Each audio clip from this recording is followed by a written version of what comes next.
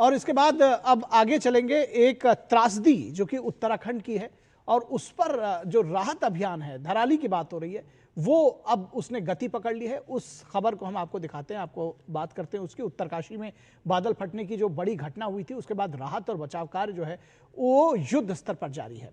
सेना, NDRF, ITBP, SDRF, Uttarakhand police और स्थानीय प्रशासन उत्तरकाशी के धराली में बड़े पैमाने पर बचाव अभियान चला रहे हैं। सारे लोग दिन रात, जिसको कहते हैं कि वो जुटे हुए हैं। आज धराली हर्षिल से सुबह ही रेस्क्यू ऑपरेशन जारी रहा है और अभी तक कुल 61 लोगों को हेलीकॉप्टर से आईटीबीपी मातली शिफ्ट किया गया है, जहां से उन्हें अपने गंतव्य तक सुरक्षित पहुंचाया जा रहा है।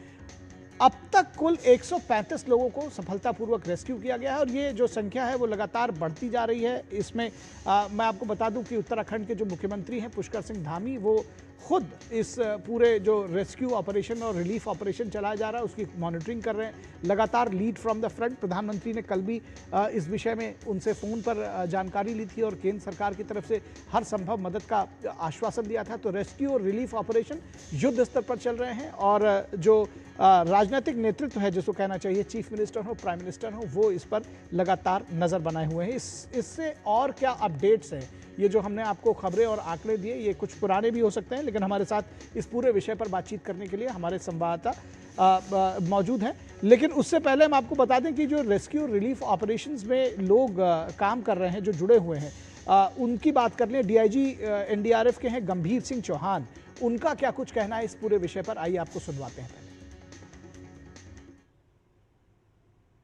अब ये जो धराली में आपदा आई है उसके लिए हमारी टीमें लगभग 4 टीमें हैं, लेकिन चूंकि रास्ता जैसा सबको मालूम है कि सड़क टूटी होने की वजह से नहीं पहुंच पाए हैं।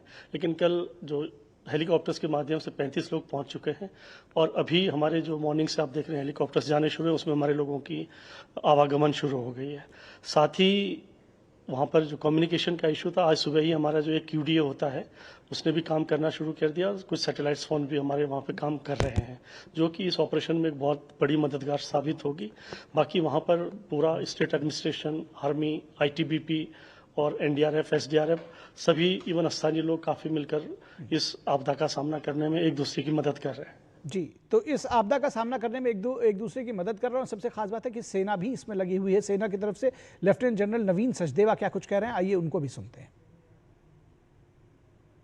Indian Army has established joint control rooms at Dehradun, Joshimath and now fully operational at Harsil Dharali itself. Wish to also highlight that General Sengupta, the General Officer commanding Central Command, despite the adverse conditions, could manage to reach out at Harsil and Dharali on 6th itself for overseeing the rescue operations. We are committed to round-the-clock operations on war footing to provide all requisite assistance. मैं आश्वासन दिलाना चाहता हूं कि हर प्रकार के relief operations को पूरा किया जाएगा और इसमें सेना और इंडियन एयरफोर्स का सभी एजेंसीज के साथ मिलकर प्रयास जारी है। और इस पूरी खबर पर बातचीत करने के लिए हमारे साथ इस वक्त हमारे संवाददाता नीरज सिंह, जो इस पूरे ऑपरेशन को कवर कर रहे हैं, ग्राउंड जीरो से हमारे साथ जुड़े हुए हैं। नीरज, लेटेस्ट अपडेट आपसे जानना चाहेंगे। जो राहत और बचाव अभियान है उसमें कुछ तेज़ी आई है। जब से हम आपसे कल बात हो रही थी तो आपने बताया था कि बहुत सारे संकट और ख़ासतौर पर मौसम एक बाधा बना हुआ था, जो टूटी सड़कें थी वो बाधा बना हुआ था। आज हेलीकॉप्टर्स की जो सर्विस है वो करने में कहीं ना कहीं मदद मिली है, या ये कहा जाए कि उसकी शुरुआत हो सकी है। क्या कुछ अपडेट्स आप देंगे हमको? देखिए, बिल्कुल मौसम मददगार आज रहा है और सुबह से लेकर अभी तक जो बारिश है वो नहीं हुई है और धूप भी खिली हुई है। यही कारण है कि जो रेस्क्यू ऑपरेशन है उसमें तेज़ी आई है। हालांकि कई जगह जो रोड कनेक्टिविटी है निखिल, वो अभी भी डिस्टर्ब है। ऐसे ही एक इलाके में है जो मनेरी से धराली की तरफ जाता है और यहाँ पर थोड़ी देर पहले यहाँ पर एक लैंडस्लाइड हुआ था। उसके बाद इस पूरे इलाके को क्लियर किया गया, एक अस्थायी तौर पर जो रोड है वो बनाई गई और आप देखें कि राइट में हमारे कैमरामैन दिखाएंगे कि जो भागीरथी नदी है उसका वेग आपको कितना दिखाई दे रहा है। 3 दिन के बाद भी जो पानी है वो आपको किस तरीका दिखाई दे रहा है, मटमैले कलर का पानी है। ये बताता है कि कितने प्रेशर से पानी ऊपर से नीचे आया था और धराली को एक तरीके से पूरा का पूरा फ्लश आउट कर दिया था। कई जगह आप देखें कि रोड कनेक्टिविटी अभी भी डिस्टर्ब है, जिसको बहाल करने का जो काम है वो तेज़ी से चल रहा है। एक जगह गंगनहर एक जगह है जो मनेरी से थोड़ी दूर पर है, वहाँ पर एक पुल है वो डैमेज हुआ है। उस पुल के कारण जो राइट हैंड हमारे कैमरामैन जिस इलाके को दिखाएंगे कि ये राइट हैंड का जो इलाका है ये पूरी तरीके से प्रभावित है, यानी कि ये डिसकनेक्ट हो गया है। और उसको रीस्टोर करने के लिए एक बैली ब्रिज बनाने का जो काम है वो तेज़ी के साथ आज शाम से शुरू हो जाएगा और कल तक उम्मीद की जा रही है कि ये पूरा का पूरा इलाका है वो कनेक्ट हो जाएगा। तो रेस्क्यू ऑपरेशन में तेज़ी लाई जा रही है। अभी भी जो हेली है वो लगातार फ्लाई कर रहा है सुबह से लेकर अभी तक, और बड़ी संख्या में जो लोग फंसे हुए थे, खास तौर से गंगोत्री में जो श्रद्धालु थे वो वहाँ से निकलकर सुरक्षित स्थानों पर पहुँचाए गए हैं। बहुत सारे हर्षिल पहुँचाए गए हैं। इसके अलावा बहुत सारे जो लोग हैं वो उत्तरकाशी पहुँचाए गए हैं, क्योंकि कल हमें जानकारी मिली थी कि 250 से ज़्यादा जो श्रद्धालु हैं वो हर्षिल और गंगोत्री के बीच में फंसे हुए थे, लेकिन धीरे धीरे उनको निकालने का जो काम है वो लगातार चल रहा है। हम कह सकते हैं कि अब मौसम ने ज़रूर हमारे जो तमाम सुरक्षा और इसके अलावा बचाव में जो लोग लगे हुए हैं उनकी सहायता करी है, लेकिन अभी भी चुनौतियां हैं, क्योंकि भटवाड़ी के आगे का जो रास्ता है वो अभी भी क्लियर नहीं है। और जब तक वो रास्ता क्लियर नहीं होगा तब तक बड़े पैमाने पर जो रेस्क्यू ऑपरेशन है उसे चलाना। अच्छा, धराली में नीरज धराली में रेस्क्यू की क्या स्थिति है? पहुंच पाएंगी। धराली में रेस्क्यू की क्या स्थिति है?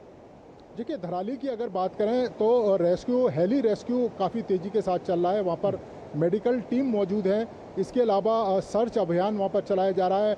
एनडीआरएफ और इसके अलावा आईटीबीपी के जो डॉग स्क्वाड हैं वो लगातार वहाँ पर सर्च कर रहे हैं। अभी तक जो जानकारी हमें मिली है 60 के करीब जो लोग हैं अभी भी मिसिंग हैं और 5 लोगों की डेथ है। हालांकि एक डेथ सुबह भी या कहें कि एक डेड बॉडी मिली थी, तो हम कह सकते हैं कि 6 लोगों की मृत्यु इस आपदा में हो गई है और अभी भी बड़ी संख्या में जो लोग मिसिंग हैं उनको खोजने का काम चालू है।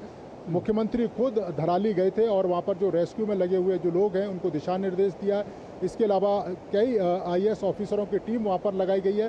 तो कुल मिलाकर कोशिश यही की जा रही है कि जल्द से जल्द और तेज़ी के साथ रेस्क्यू ऑपरेशन चलाया जाए, लेकिन जब तक रोड कनेक्टिविटी निकल बहाल नहीं होगी इस रेस्क्यू ऑपरेशन को सिर्फ हेली के द्वारा ही चलाया जाएगा, जो बड़े पैमाने पर संभव नहीं है, क्योंकि हेली में 1, 2, 4, 5 लोग लेके जा सकते हैं। जैसा कि आपने एनडीआरएफ के डीजी की भी बाइट चलाई थी कि अभी तक 35 लोग एनडीआरएफ के वहाँ पहुँचे हैं, जबकि एक बड़ी संख्या है जो एनडीआरएफ के लोगों की अभी भी इंतजार कर रही है कि रोड कनेक्टिविटी बहाल होगी तो वो तेजी के साथ वहाँ पर रेस्क्यू करेंगे। हालांकि रेस्क्यू चल रहा है लेकिन उतनी तेज नहीं चल रहा है। अगर रोड कनेक्टिविटी बहाल हो जाएगी, जैसा कि हमने बात भी करी थी, जो डीजी बीआरओ हैं उनका ये कहना है कि आने वाले कुछ दिनों में रोड कनेक्टिविटी बहाल कर ली जाएगी और हर्सिल से जो धराली का जो रास्ता है, हर्सिल से धराली का रास्ता, उसका नया रास्ता भी तैयार किया जा रहा है ताकि तेजी के साथ यहाँ पर रेस्क्यू ऑपरेशन को अंजाम दिया जा सके। ठीक है नीरज, बहुत शुक्रिया इस तमाम बातचीत के लिए और इन तमाम अपडेट्स को हम तक पहुँचाने के लिए।